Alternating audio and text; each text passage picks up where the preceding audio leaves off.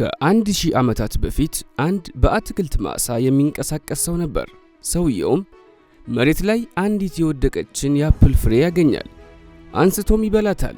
ነገር ግን ከበላት በኋላ ነፍሱ ውስጡን ተወቅሰው ጀመር። ይህም ከእርሱ ሐቅ ያልሆነን ፍሬ በመመገቡ ነው። ራሱን ይወቅስ ያዘ። የማሳውንም ባለቤት ለማየት ወሰነ። ይህም ስለ በላት አፕል ይቅርታን ለመጠየቅ ወይንም ዋጋውን ለመክፈል ነበር። ወደ ማሳው ባለቤትም ሄደ። የሆነውንም ክስተት አጫወተው። ባለቤቱም የሰውየው ታማኝነት እጅጉን አስደመመው። ማንነቱንም ለማወቅ ስምህ ማን ይባላል ሲል ጠየቀው። እርሱም ሳቢት ብሎ መለሰ። ባለቤቱም ለበላሃት አፕል ይቅርታ አድርግልህ ዘንድ ልጄን ማግባት ይኖርብሃል ይለዋል። አስከትሎም የምታገባት ልጅ መስማትም መናገርም ማየትም የተሳናት እንዲሁም የማትራመድ ነች ይለዋል። ሳቢትም ያለምንም ማቅማማት በዚህ ጋብቻ ይስማማል።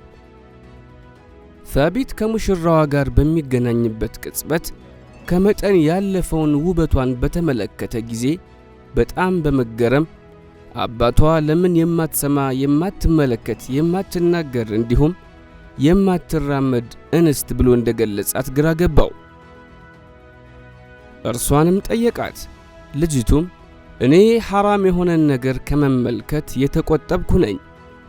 ሐሜትና መዋሸትን የመሰሉ አላህን የሚያስቆጡ ነገሮችን ከመስማትና ከመናገር አላህ ጠብቆኛል።